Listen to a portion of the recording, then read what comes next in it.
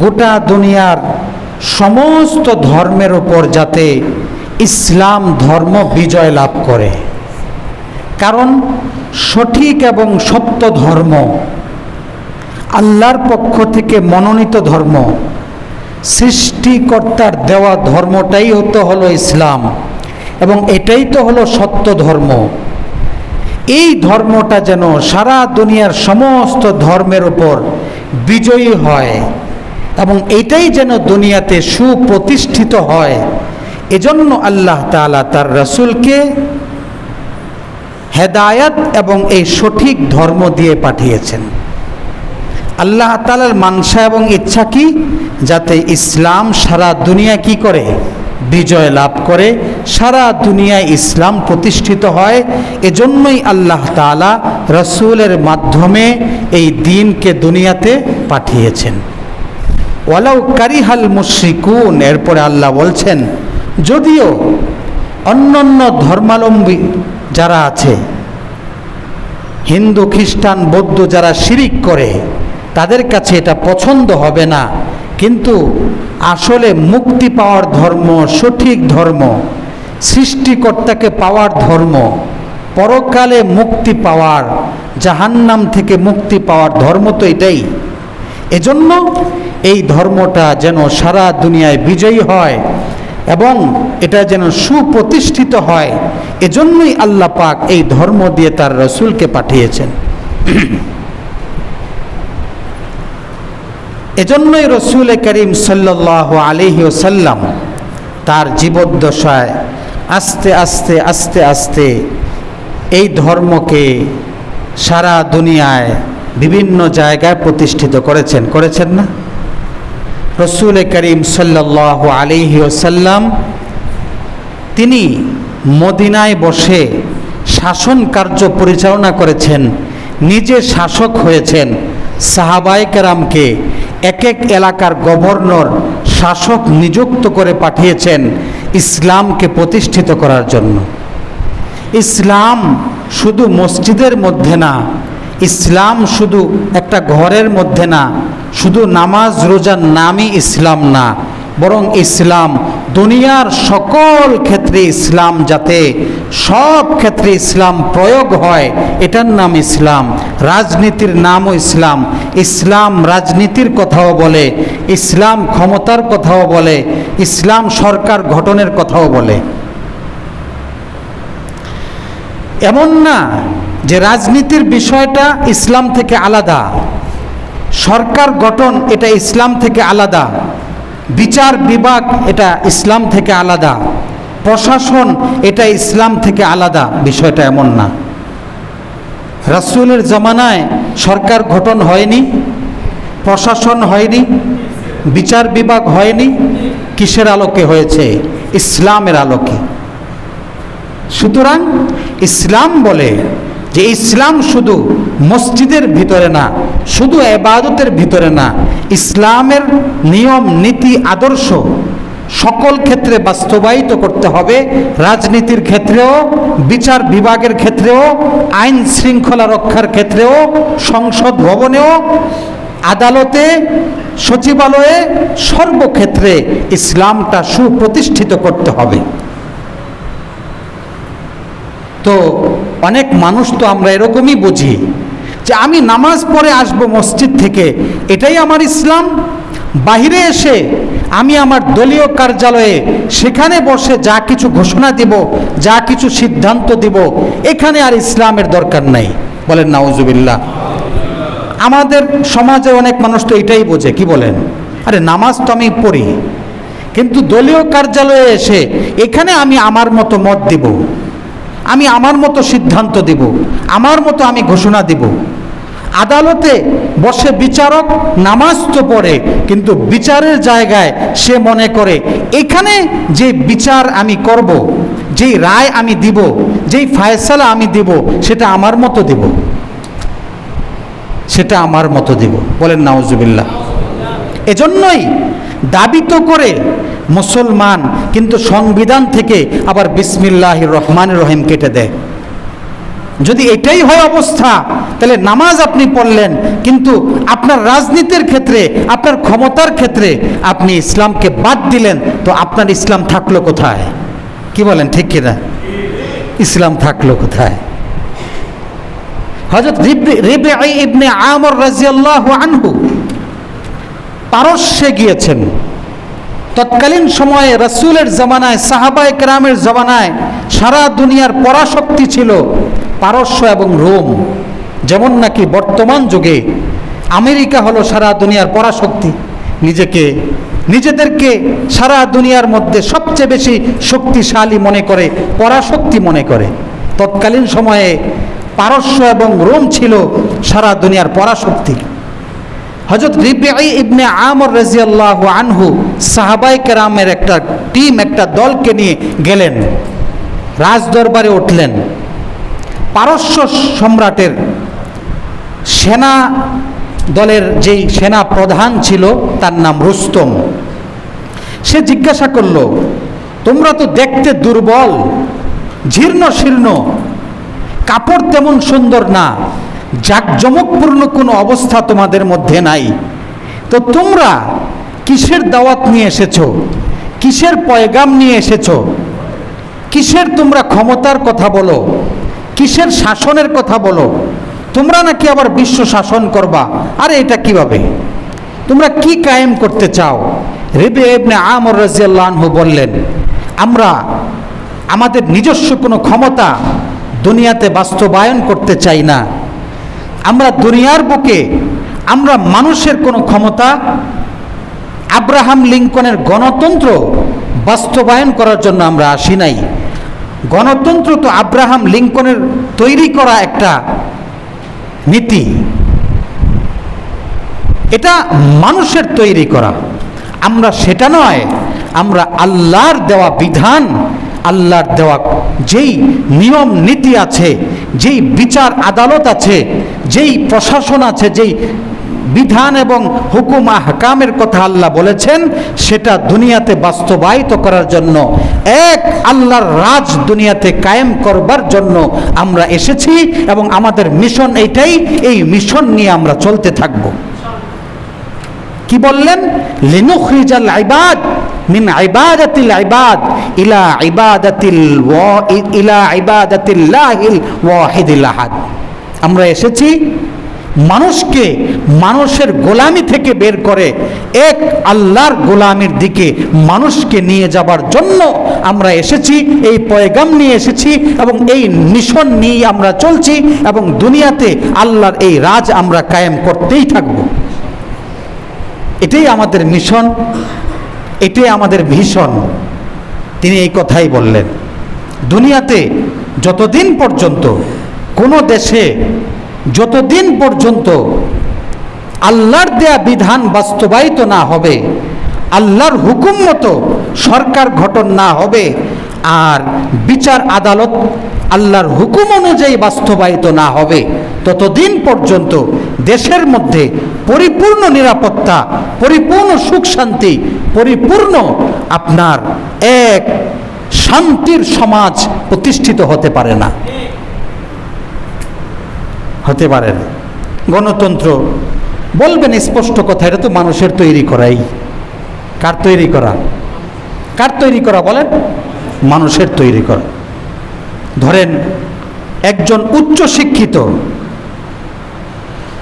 একজন বড় আলেম, উচ্চ শিক্ষিত বড় আলেম, আরেক দিকে একজন মূর্খ মানুষ, রিক্সা চালক অথবা যে কোনো মূর্খ মানুষ, পড়ালেখা নাই। এই আলেমের ভোটের যেই দাম, এই উচ্চ শিক্ষিত মানুষের ভোটের যেই দাম, ওই মূর্খ মানুষটার ভোটেরও একই দাম।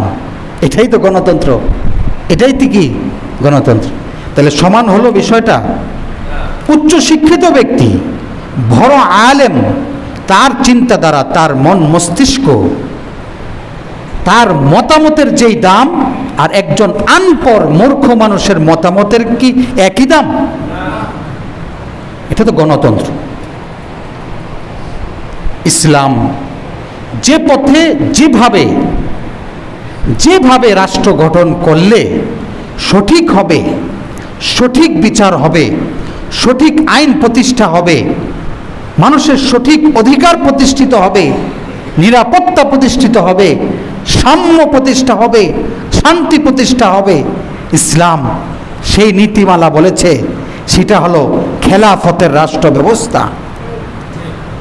যে খেলাফতের রাষ্ট্র ব্যবস্থা বাস্তবায়ন হয়েছিল রসুলের জামানায়, আস্তে আস্তে আবু বকর, এরপরে ওমর ফারুক রাদিয়াল্লাহু আনহুর জামানায় একেবারে অর্ধ পৃথিবী পর্যন্ত ইসলামের শাসন বাস্তবায়িত হয়েছে, যার ফলে ইসলামী শাসন বাস্তবায়নের ফলে রাত্রিবেলায়, সন্ধ্যাবেলায় অন্ধকারের মধ্যে একটা নারী এক এলাকা থেকে আরেক এলাকায় যাবে, সুদূর পথ পাড়ি দিয়ে আরেক এলাকায় যাবে, কিন্তু এই একটা নারীর দিকে একটা খারাপ পুরুষ খারাপ দৃষ্টিতে, লোলুপ দৃষ্টিতে তাকানোর পর্যন্ত সাহস করে নাই। সুবহানাল্লাহ। এটা হলো খেলাফত ব্যবস্থা। লিনুখরিজাল ইবাদ মিন ইবাদাতিল ইবাদ ইলা ইবাদাতিল্লাহিল ওয়াহিদিল আহাদ। এক আল্লাহর রাজ কায়েম যেখানে হবে, সেখানে শান্তি প্রতিষ্ঠা হবে, সেখানে সাম্য প্রতিষ্ঠা হবে, সেখানে ইনসাফ প্রতিষ্ঠা হবে, সঠিক এবং ইনসাফপূর্ণ এক দেশ প্রতিষ্ঠিত হয়ে যাবে। আজকে আমরা সমস্ত মুসলমান আমরা নিয়ন্ত্রিত। আমরা কি নিয়ন্ত্রিত? মানে আমাদেরকে আজকে নিয়ন্ত্রণ করা হচ্ছে। আমরা মুসলমান যারা ছিলাম নিয়ন্ত্রণকারী, মানে গোটা বিশ্ব আমরা নিয়ন্ত্রণ করব। ওমরে ফারুক, ওসমান রাদিয়াল্লাহু আনহু, খোলাফায়ে রাশিদিনের জামানা, সাহাবায়ে কেরামের জামানা, যারা নাকি সারা দুনিয়াকে নিয়ন্ত্রণ করেছেন। যেই মুসলমান সারা দুনিয়াকে নিয়ন্ত্রণ করবে, আজকে সেই মুসলমান আমরা নিয়ন্ত্রিত, আমাদেরকে নিয়ন্ত্রণ করা হচ্ছে। বলবেন কিভাবে? কয়েকভাবে আমরা নিয়ন্ত্রিত। বিশ্ব বেনিয়া আমাদেরকে নিয়ন্ত্রণ করছে। বিশ্ব বেনিয়া মানে বিশ্ব সাম্রাজ্যবাদী শক্তি আমাদেরকে নিয়ন্ত্রণ করছে। বলবেন কিভাবে? যেমন ধরেন, আমরা আয় করি আমাদের ইচ্ছায়, মাসে 30,000, 40, 50, 1 লক্ষ, 2 লক্ষ টাকা আমরা উপার্জন করি, আরও বেশি করেন আপনারা। নিজের ইচ্ছায়, নিজের স্বাধীনতায় আপনারা আয় উপার্জন করেন, কিন্তু আপনার ব্যয়টা হয় আপনার ইচ্ছায় না। আপনার ব্যয় আপনার ইচ্ছায় হয় না, আপনার ব্যয়টা হয় বিশ্ব সাম্রাজ্য শক্তির ইচ্ছায়। বলবেন কিভাবে? উদাহরণ দিলে বুঝবেন। যেমন আপনার একটা বালতি দরকার, ঘরের জন্য কি দরকার? বালতি দরকার, বালতি। তো আপনি ঘরে এই দোকানে গিয়ে দেখলেন বালতি আছে, কিন্তু বালতিটা বেঙ্গল কোম্পানির, বেঙ্গলের বা অন্য কোনো তাজ কোম্পানির, আরএফএলের না, কিসের না, কিন্তু আপনার আরএফএল লাগবে। এটা বুঝিয়ে দিছে কে? সাম্রাজ্য শক্তি, যে আরএফএল ভালো, এটা বেশি ভালো। এটা কি ভালো? বেশি ভালো। এই আরএফএল কোম্পানিটা কার? এটা সাম্রাজ্য শক্তির, ইসলাম বিরোধী শক্তির, কাদিয়ানি, যারা আমার নবীর শত্রু, মুসলমানদের শত্রু, তাদের কোম্পানি কি? আরএফএল। কিন্তু আপনার আরএফএল লাগবে, আপনি মুসলমান, আপনি বেঙ্গল নেবেন না, আপনি তাজ কোম্পানি নেবেন না। কেন? ভালো কোনটা? আরএফএল। এটা আপনাকে বুঝিয়ে দিয়েছে কারা? বিশ্ব সাম্রাজ্য শক্তি। এখন আপনি এই দোকানে এই তাজ কোম্পানি, বেঙ্গল কোম্পানির এই বালতিটা আপনি না নিয়ে আপনি 20 টাকা রিক্সা ভাড়া দিয়ে আপনি আরও দূরে গিয়ে তারপরে আপনি আরএফএলের একটা বালতি কিনেছেন। আরএফএলের কি কিনেছেন? বালতি কিনেছেন, যেটা মুসলমানরা মালিক না, যেটা মুসলিম বিরোধী শক্তিটার মালিক। কি বলেন, ঠিক কিনা? তাহলে আপনার আয় হয় আপনার ইচ্ছায়, ব্যয় আপনার ইচ্ছায় না। আপনার জুতা দরকার, আপনার কাছে মনে হয় সবচেয়ে ভালো বাটা। কোন কোম্পানি ভালো? বাটা। তো আপনি আপনার এলাকায় অ্যাপেক্স আছে বা আরও ভালো কোম্পানির জুতা আছে, সেটা নেবেন না। তো আপনি টঙ্গী চলে যাবেন, উত্তরা চলে যাবেন, আমার কি দরকার? বাটা দরকার। যেই বাটার মালিক কোনো মুসলমান না, এটা ইসলাম বিরোধী শক্তি, এটার মালিক। আপনার আয় আপনার ইচ্ছায় হচ্ছে, কিন্তু ব্যয় আপনার ইচ্ছায় হচ্ছে না, তাদের ইচ্ছায় হচ্ছে। কি বলেন? তারপরে আপনার কসমেটিক আইটেম দরকার, আপনার পারফিউম দরকার, আপনার সাবান দরকার, শ্যাম্পু দরকার, প্রয়োজনীয় জিনিস দরকার। দেশীয় জিনিস আছে বা মুসলমানদের তৈরি করা জিনিস আছে, সেটা আপনি নেবেন না। আপনি নেবেন কি? যে লাক্স সাবান, তারপরে শ্যাম্পু, আপনার যেগুলো ইসরায়েলের, যেগুলো আমেরিকার তৈরি, সেগুলো নেবেন। কারণ আপনার কাছে কি মনে হয়, আপনি কি বুঝেন, আপনাকে এটা বোঝানো হয়েছে যে তাদের তৈরি করা পণ্যটা সবচেয়ে ভালো, এজন্য আপনি তাদেরটাই কিনবেন। বাংলাদেশের অনেক কোম্পানি আছে মুসলমানদের তৈরি করা, তাদের চেয়েও ভালো, কিন্তু নেবেন না আপনি তাদেরটাই নেবেন। ইসরায়েলের তৈরি করা পণ্যটাই আপনি নেবেন। কোনো খাবার তাদের তৈরি করা সেটাই নেবেন। কসমেটিক আইটেম হোক, ব্যবহার সামগ্রী হোক, সেটা তাদেরটাই নেবেন। কারণ আপনার কাছে এটাই মনে হয় এবং আপনাকে এটাই বোঝানো হয়েছে যে তাদেরটাই কি সবচেয়ে ভালো।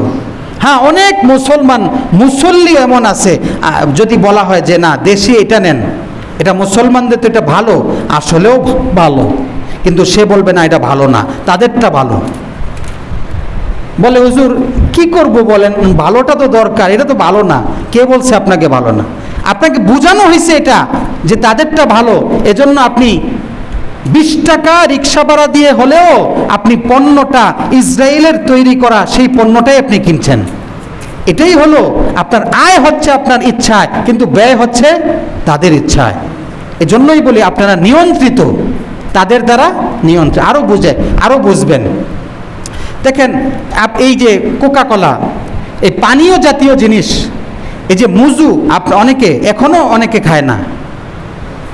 অনেক বলার পরে যখন বুঝতেছে না ফিলিস্তিনিদের উপর আক্রমণ, তো আমাদের মুসলমান ভাইদের উপর তো আক্রমণ করতেছে ইসরায়েলরা, আমাদের টাকা দিয়েই অনেক বুঝানোর পরে অনেক ভাই বুঝতেছে মুজু ছাড়া অন্যটা নেয় না, দেশীয় ক্লেমন ছাড়া অন্যটা খায় না, পান করে না।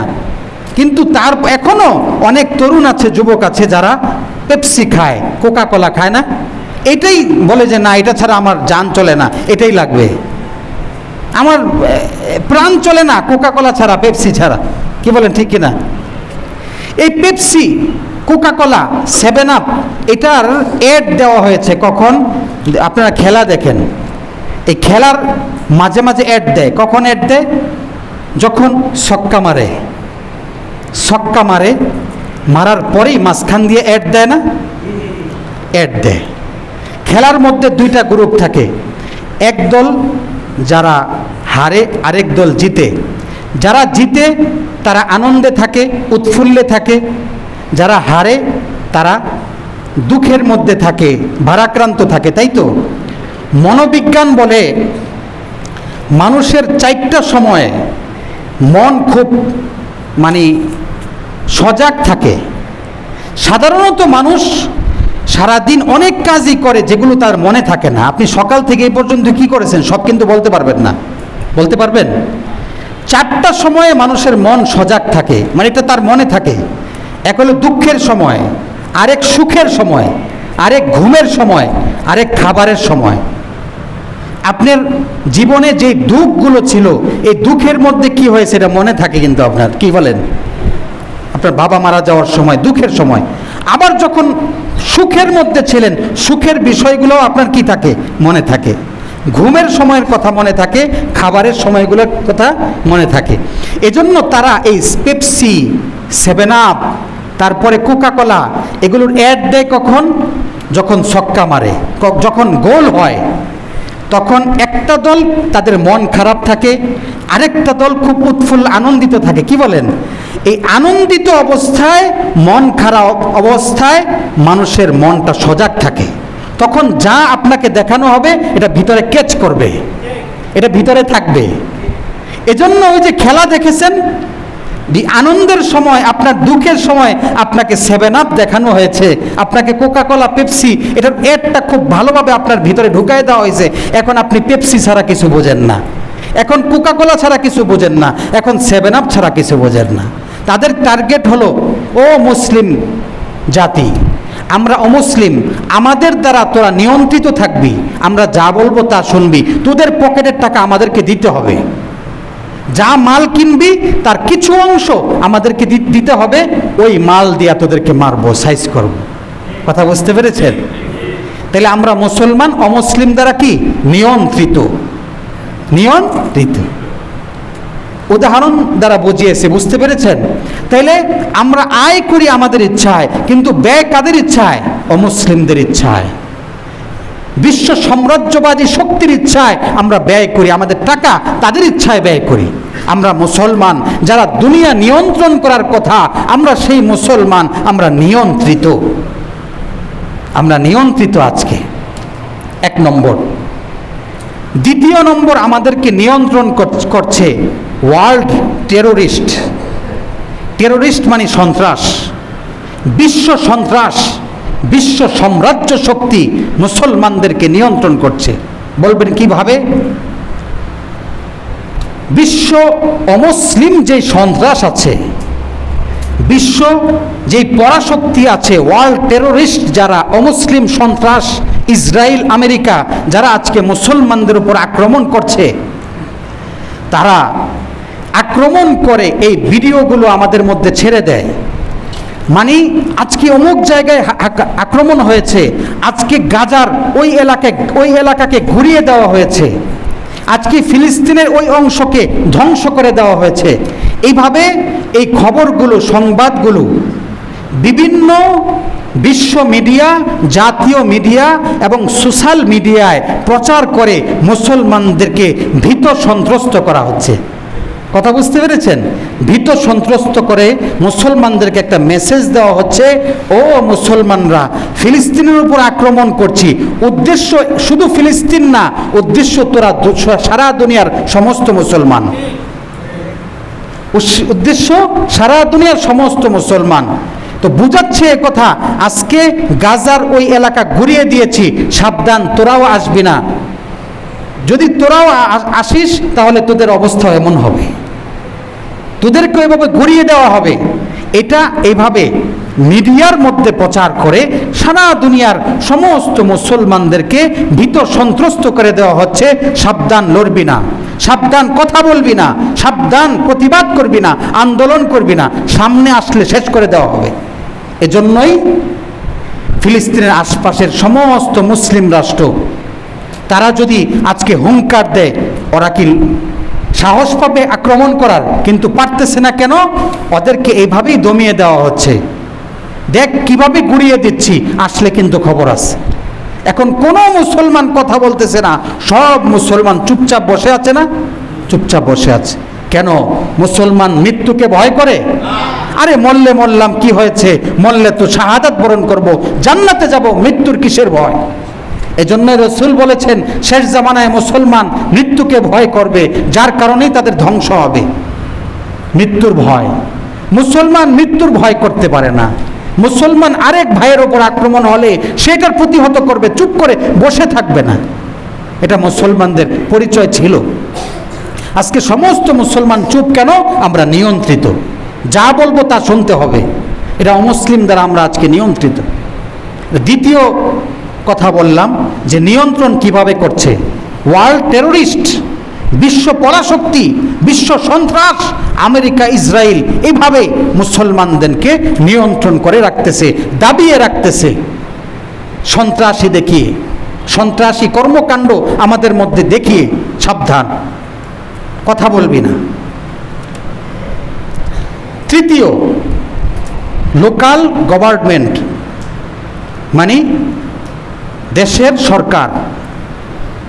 দেশের সরকার যে কোনো আপনার শাস্তি দিয়ে শাস্তিটাকে ভালোভাবে প্রচার করে।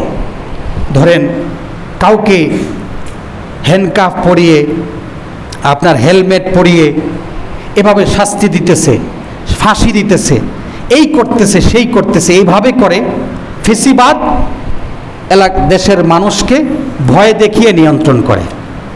এটাও অমুসলিমদের দেখানো পথ। যে এভাবে মুসলমানদেরকে নিয়ন্ত্রণ করে রাখতে হবে, ভয় দেখিয়ে যে কথা বলা যাবে না, প্রতিবাদ করা যাবে না, যা বলবো তাই শুনতে হবে, আমি ন্যায় বলি আর অন্যায় বলি, যেটাই বলি এটাই শুনতে হবে, এটা হলো ফেসিবাদের কথা। তো তারা এভাবে দেশের মানুষকে নিয়ন্ত্রণ করে, এটা অমুসলিমদের দেখানো শিখানো একটা ব্যবস্থা, ফেসিবাদ ব্যবস্থা। এইভাবে মুসলমানদেরকে নিয়ন্ত্রণের এই পথটা অমুসলিমদের দেখানো। চতুর্থ নম্বর আসেন ডিজিটাল মিডিয়া। ডিজিটাল মিডিয়া এটাও আমাদেরকে নিয়ন্ত্রণ করছে। ডিজিটাল মিডিয়া বলতে ল্যাপটপ, মোবাইল, ট্যাব, তারপরে আরও যত টিভি, ডিশ, এই সব মিডিয়া, এগুলো দ্বারা আমাদেরকে নিয়ন্ত্রণ করা হচ্ছে। কিভাবে? আপনি মোবাইল ক্রয় করে মোবাইল, সেখানে আপনি একটা ফেসবুক আইডি খোলেন, ফেসবুক আইডিতে আপনি আপনার নাম দেন, ঠিকানা দেন, মোবাইল নম্বর দেন, সম্পূর্ণ পরিচিত, আপনার পরিচিতি সেখানে দেন না, সম্পূর্ণ পরিচিতি দিয়ে আইডি খোলেন। সমস্ত মানুষ তো এইভাবেই করে। তো এই আইডি আপনার সমস্ত মানুষের কাছে চলে যাচ্ছে, এমনকি অমুসলিমদের কাছে, ইহুদি বেঈমানদের কাছে চলে যাচ্ছে, যেটা সহজে তাদের কাছে যেত না। আজকে এই ফেসবুকের বরকতে, এই মোবাইলের বরকতে আপনার সমস্ত পরিচয়, আপনার দেশের সমস্ত অবস্থা, এমনকি আপনার ঘরের অবস্থা, আপনার এলাকার অবস্থা, সব পরিস্থিতি, পরিবেশ, সব কিছু তাদের হাতে চলে যাচ্ছে, ঠিক না? সব মুহূর্তে, যেটা সহজে হতো না। আর এটা তাদের দরকার, মুসলমানদের অবস্থা সব সময় পর্যবেক্ষণ করা, সব সময়।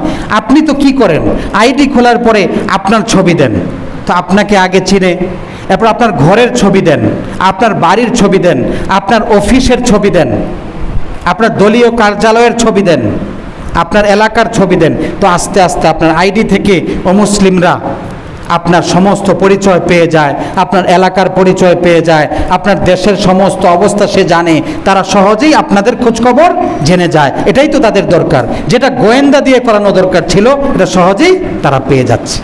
এক নম্বর, আপনাদেরকে নিয়ন্ত্রণ করছে। আরেকটা হলো, এই মোবাইল দিয়ে আপনাদেরকে বসিয়ে রাখবে, আপনাদের সময় নষ্ট করবে। অথচ প্রতিটা মানুষ, সে মুসলমান হোক আর অমুসলমান হোক, প্রতিটা মানুষের প্রতিটা মুহূর্তের অনেক দাম, অনেক মূল্য। মানুষ সময়ের যদি মূল্যায়ন করে, সে জীবনে দামি হয়, ঠিক না? সে শিক্ষাবিদ হয়, রাজনীতিবিদ হয়, সে ইঞ্জিনিয়ার হয়, সে ডাক্তার হয়, সে সমাজের এক একটা মাথা হয়, তার দ্বারা কাজ হয় সমাজের, রাষ্ট্রের। কিন্তু তারা চায় মুসলমানরা যাতে দাঁড়াতে না পারে, তারা যাতে মূর্খ থাকে, ফেসবুক নিয়ে পড়ে থাকে, তারা যেন তাদের সময়কে কাজে না লাগায়, তারা যেন শিক্ষিত না হয়, মূর্খ থাকে, এবং কোনো কাজেই যাতে অগ্রসর হতে না পারে। অস্ত্র তৈরিতে, তারপরে আপনার বিভিন্ন প্রোডাক্ট তৈরিতে, হ্যাঁ, দেশের বিভিন্ন কাজে, শ্রমে, কোনো কিছুতে যেন তারা সময় না দেয়, বরং ফেসবুকে যাতে আনন্দ ফুর্তি করতে থাকে, সময়কে নষ্ট করতে থাকে। ফেসবুক এমন একটা জিনিস, এমন একটা নেশা, যখন কেউ শুরু করবে তো তার ঘন্টাকে ঘন্টা পার হয়ে যাবে, কিন্তু তার মজা শেষ হবে না। কি বলেন, ঠিক কি না? এমনই তো অবস্থা যুবকদের। যুবক রাত্রিবেলায় 8টা থেকে মোবাইল টিপা শুরু করে একেবারে ফজরের আজান পর্যন্ত, তারপরও তার কি হয় নাই, তার যে চাহিদা এটা মিটে নাই, ফজরের পরে গিয়ে ঘুমায়, নামাজ নাই, রোজা নাই, এরপরে ঘুমাইতেছে। তো এর দ্বারা শুধু সময় নষ্ট না, বরং ব্রেনের ক্ষতি হচ্ছে, সারা রাত ঘুমায় নাই। আল্লাহ পাক রাত্রির ঘুম দিয়েছেন মানুষের শান্তির জন্য, কিন্তু আজকে প্রতিটা মানুষ ফেসবুক ব্যবহার করে রাত্রির ঘুম নষ্ট করে, দিনে ঘুমাচ্ছে। রাত্রিতে না ঘুমালে কি ক্ষতি, ডাক্তারদের কাছে জিজ্ঞাসা করবেন, একটা ক্ষতি না, ব্রেনের ক্ষতি, কিডনির ক্ষতি, যৌবনের ক্ষতি, অনেক ক্ষতি, হার্টের ক্ষতি, শুধু ক্ষতি আর ক্ষতি। কিন্তু যুবক সে ঘুমায় দিনে, রাত্রে ঘুমায় না। তো এই ডিজিটাল মিডিয়া দিয়ে আমাদেরকে ক্ষতিই করছে। আর কি করছে? সারা রাত একটা যুবক, সে তো শুধু ভালো কথা শোনে নাই, শুধু নসিহত আর ওয়াজ তো শোনে নাই, রাত্রে কি করেছে? যত অশ্লীল ছবি সে দেখেছে, গান দেখেছে, নর্তকীর নাচ দেখেছে, অশ্লীল মেয়েদের ছবি দেখেছে, তার চরিত্র নষ্ট করেছে, দেমাগ নষ্ট করেছে। যুবক, তার মধ্যে তো যৌবন আছে, যৌবনের তাড়নায় সে রাত্রে কি করেছে আল্লাহই জানে।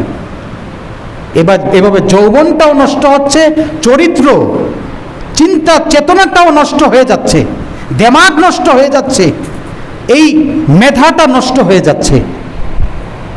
নিয়ন্ত্রণ করছে কারা? বিশ্ব পরাশক্তি, অমুসলিমরা। এই মিডিয়ার মাধ্যমে সব ধ্বংস করে দিচ্ছে। মনোবিজ্ঞান কি বলে?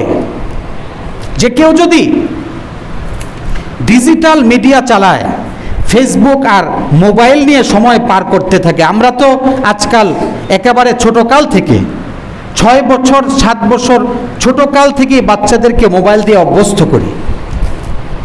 যদি এই মোবাইলে কি অভ্যস্ত হয়, ফেসবুক আর ইউটিউব এভাবে সে দেখতে থাকে, এর পিছনে সময় দিতে থাকে, 1 নম্বর তার যে বড় ক্ষতি হবে, তার মনোযোগ শক্তি নষ্ট হয়ে যাবে, মনোযোগ নষ্ট হবে।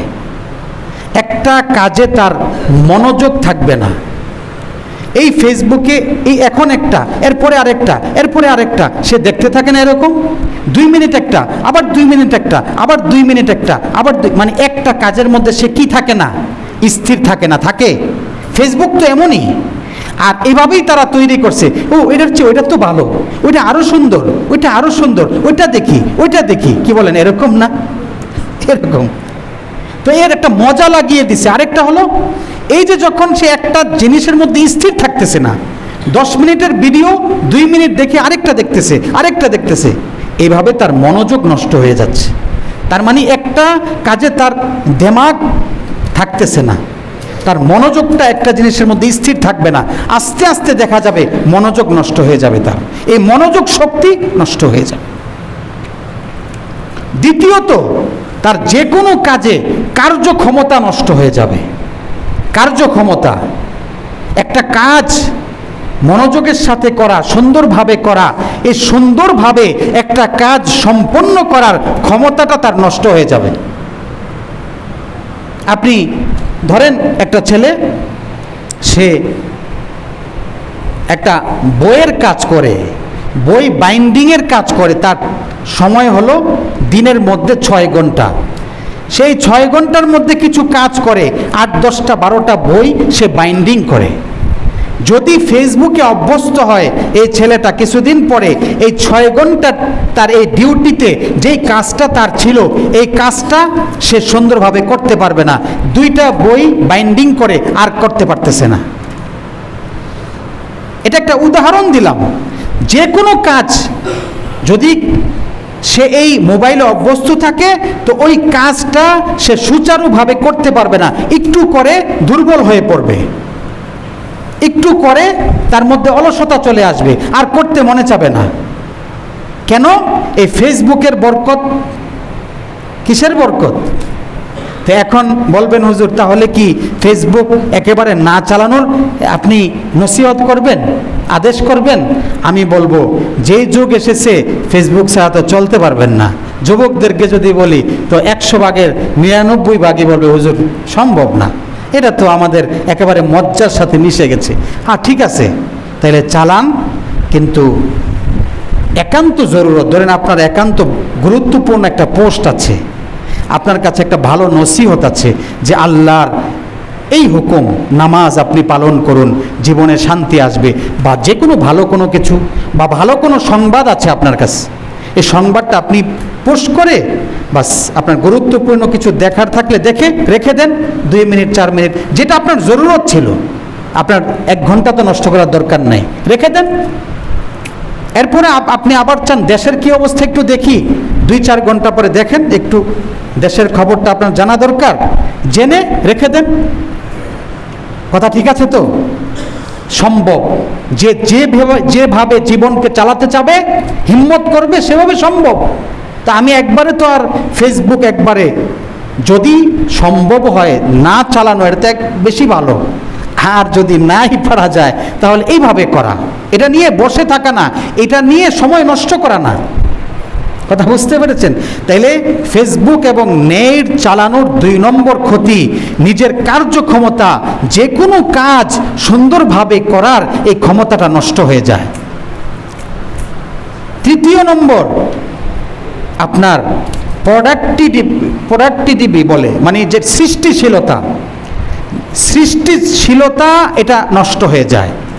অর্থাৎ যে কোনো একটা জিনিস সৃষ্টি করার ক্ষেত্রে, তৈরি করার ক্ষেত্রে তার যে ক্ষমতা এটা নষ্ট হয়ে যায়। যেমন ধরুন, আমি আপনাকে বললাম যে আপনি এই সম্পর্কে, আপনার দেশ সম্পর্কে 1 পৃষ্ঠার একটা রচনা লিখুন। আপনার দেশ সম্পর্কে, কোরআন সম্পর্কে আপনি যা জানেন 1 পৃষ্ঠার মধ্যে আপনি লিখুন। তো যারা এই নেটে খুব অভ্যস্ত হবে তারা 2-4 লাইন 5 লাইন লিখে তারপর আর পারবে না। তারপর সে বলবে আর ভাল লাগে না, আর আমার মাথায় আসতেছে না, আর আমি করতে পারতেছি, আর লিখতে পারতেছি না, আর তৈরি করতে পারছি না। এই সৃষ্টিশীলতা, এই ক্ষমতা তার নষ্ট হয়ে যাবে। 4 নম্বর, তার ব্রেনের মাসেল ক্ষমতা নষ্ট হয়ে যাবে। মাসেল, ব্রেনে, প্রত্যেকটা মানুষের ব্রেনে মাসেল আছে। মাসেল কি? ব্রেনের পুরাটা অংশে মাসেল আছে, যেই মাসেলের সাথে আপনার শরীরের প্রতিটা অঙ্গের একটা সম্পর্ক আছে। যেমন আপনার এই যে হাত, এই হাতের কোনো আঙ্গুল যদি আল্লাহ না করুক এটা দুর্বল হয়ে যায়, মানে এটা আর কাজ করতেছে না, তাহলে মনে করবেন ব্রেনের যেই মাসেলের সাথে আঙ্গুলের সম্পর্ক, ওই মাসেলটা দুর্বল হয়ে গেছে। ওই অংশটা দুর্বল হওয়ার কারণে আপনার এই আঙ্গুলটাও দুর্বল হয়ে গেছে, কাজ করতেছে না। এই ব্রেনের পুরোটা অংশে মাসেল আছে, যেই মাসেলের সাথে পুরা শরীরের বিভিন্ন অঙ্গের সম্পর্ক। এই ব্রেনের এই মাসেলগুলো অঙ্গগুলোকে সতেজ রাখে। যদি আপনি এই মিডিয়া খুব বেশি চালান, আপনার ব্রেনের মাসেল দুর্বল হবে। এই মাসেল দুর্বল হলে আপনার শরীরের অঙ্গ প্রত্যঙ্গ কি হবে? দুর্বল হয়ে যাবে। যারা রাতকে রাত মিডিয়া চালান তারা একটু ভালো করে শোনেন, মাসেল ক্ষমতা দুর্বল হবে। তারপরে 5 নম্বর ক্ষতি হলো আপনার, যখন আপনি রাত জেগে জেগে 2টা-3টা পর্যন্ত এই নেট চালানোতে অভ্যস্ত হবেন, তো আপনার দেখবেন যে রাত্রের ঘুমের অভ্যাস নষ্ট হয়ে যাবে। এই ঘুম আসবে না সহজে। আপনার ঘুম শুধু রাত্রে না, দিনেও আপনার ঘুমের অভ্যাস কি হয়ে যাবে? ঘুম আস্তে আস্তে কমে যাবে। এই মোবাইলের যে বাতিটা চোখে লাগে, এই চোখে লাগতে লাগতে আপনার চোখ থেকে ঘুমটাকে সরিয়ে ফেলে। এক পর্যায়ে দেখবেন আপনি যতটুকু ঘুমাতেন আগে 7 ঘন্টা, 24 ঘন্টার ভিতরে আপনি এখন পারেন 4 ঘন্টা, এর বেশি ঘুমাতে পারেন না। এই মোবাইলের বরকতে ঘুম কি হয়ে যাবে? আল্লাহর দেওয়া ঘুম, এই ঘুম আপনার কমে যাবে। এটা আরেক ক্ষতি। আচ্ছা, কয় নম্বর গেল? 5 নম্বর। আরেকটা হলো ব্রেনের একটা অংশ আছে, এমেগডালা বলে এটাকে, এমেগডালা। এই এমেগডালা এটাও নষ্ট হয়ে যাবে, দুর্বল হয়ে যাবে। অর্থাৎ এই এমেগডালার কারণে আপনার ভিতরে ভাব, আবেগ, অনুভূতি, আপনার ভিতরে ভাব, আবেগ, অনুভূতি কাজ করে। বিভিন্ন সময় আপনি কোনো দুঃখের ঘটনা শুনলে আপনি মনে কষ্ট পান, আপনার কান্না আসে। সুখের ঘটনা শুনলে আপনার ভিতরে আনন্দ আসে, তাই না? এই যে ভাব, আবেগ, আনন্দ, বেদনা, অনুভূতি, এই জাগ্রত যেটা আপনার মধ্যে হয়, এটা নষ্ট হয়ে যাবে। এক পর্যায়ে দেখা যাবে আপনার মধ্যে হিংস্রতা চলে আসছে, আপনার মধ্যে আনন্দ আসে না, ভাব, অনুভূতি আসে না। এই মিডিয়া আপনাকে এইভাবে ক্ষতি করবে, এভাবে আপনাকে ক্ষতি করবে, মনোযোগ নষ্ট করবে, কার্যক্ষমতা নষ্ট করবে, মাসেল আপনার ক্ষমতা দূর করে দিবে, ব্রেনের সৃষ্টিশীলতা এটা দূর করে দিবে, এমেগডালা এটা নষ্ট করে দিবে, আপনার ভিতরের ভাব, আবেগ, অনুভূতিকে নষ্ট করে দিবে। এই মিডিয়া আজকে অমুসলিমরা প্রত্যেক মুসলমানের হাতে হাতে দিয়েছে। আজকে সারা বাংলাদেশের 18 কোটি বা 20 কোটি বা তারও বেশি, 21, অনেকে বলে 21-22 কোটি এখন মানুষ আছে বাংলাদেশে। এর মধ্যে একেবারে 15-16 কোটি মানুষের কাছে কি আছে? মোবাইল আছে। এর বেশিরভাগ তরুণ যুবক যাদের ভবিষ্যৎ সামনে পুরাটাই সামনে বাকি আছে, তারা তাদের এই ভবিষ্যৎটাকে নষ্ট করছে এইভাবে। এই মিডিয়া দ্বারা আমাদেরকে নিয়ন্ত্রণ করা হচ্ছে। তাইলে বিশ্ব আমাদেরকে নিয়ন্ত্রণ করছে বিভিন্নভাবে। বিশ্ব পরাশক্তি, বিশ্ব বেনিয়া, তারপরে বিশ্ব পরাশক্তি, তারপরে আপনার লোকাল গভর্নমেন্ট, তারপরে আপনার এই যে মিডিয়ার মাধ্যমে আমাদেরকে নিয়ন্ত্রণ করছে আমার ভাইয়েরা। এজন্য মনে রাখতে হবে, আজকে আমরা মুসলমান যারা নিয়ন্ত্রণ করব সারা বিশ্বকে, আমরা আজকে নিয়ন্ত্রণ না করে নিয়ন্ত্রিত হয়ে আছি। কিভাবে বুঝতে পারলেন তো? বুঝতে পারলেন তো? সময় তো শেষ, কিন্তু মনে রাখতে হবে আমাদেরকে নিয়ন্ত্রণকারী হতে হবে। মুসলমানদেরকে তো আল্লাহ এটাই শিক্ষা দিয়েছেন, আরে তোমাদেরকে অমুসলিমরা কেন নিয়ন্ত্রণ করবে? তোমরা সারা বিশ্ব নিয়ন্ত্রণ করবে। তোমাদের আদর্শ তো এটা ছিল। আজকে তাদের জিনিস কেন তোমার গ্রহণ করতে হবে? অমুসলিম তারা আমাদের শত্রু, তাদের জিনিস গ্রহণ করব না। তারা আমাদের উপর আক্রমণ করে, তাদের পণ্য আমি কেন কিনবো? আমার মধ্যে কি এই আত্মমর্যাদা বোধটা নাই? এই আত্মমর্যাদা বোধটা নাই? কেন আমি তাদেরটা গ্রহণ করব? হ্যাঁ, তারপরে তাদের কোনো আক্রমণ, কোনো কিছুতে ভয় না করা। মুসলমান কোনো সময় মৃত্যুকে ভয় করবে না। ইমানের বলে বলিয়ান হয়ে সব সময় সে অমুসলিম পরাশক্তির বিরুদ্ধে, আল্লাহর খোদাদ্রোহী যারা, ইসলামের শত্রু যারা, তাদের বিরুদ্ধে স্পষ্ট ভাষায় কথা বলবে সাহসের সাথে। কখনো সে মৃত্যুকে ভয় করবে না। এবং তাদের দেওয়া এই বিভিন্ন জিনিসের মাধ্যমে কখনো ঘায়েল হবে না। এইভাবে তাদের এই ইয়াগুলো, যারা এই যে জিনিসগুলোর মাধ্যমে তারা আজকে আমাদের বিরুদ্ধে আমাদেরকে দমিয়ে রাখতেছে, নিয়ন্ত্রণ করতেছে, এই বিষয়গুলো আমাদেরকে বুঝতে হবে। তাদের নিয়ন্ত্রণ দ্বারা নিয়ন্ত্রিত হওয়া যাবে না, বরং আমরা নিয়ন্ত্রণকারী হতে হবে গোটা বিশ্বকে। এভাবেই আমাদেরকে প্রস্তুত হতে হবে। আর এই তাদের দেওয়া ডিজিটাল মিডিয়া এভাবে ব্যবহার করা যাবে না, যে এইভাবে সময় নষ্ট করা যাবে না। এগুলোর পিছনে আল্লাহ পাক আমাদেরকে সহি বোঝার তৌফিক দান করেন। তাদের পণ্যগুলো আমরা বর্জন করব এবং ইমানের বলে বলিয়ান হব। আল্লাহ তৌফিক দান করেন, আমিন। যারা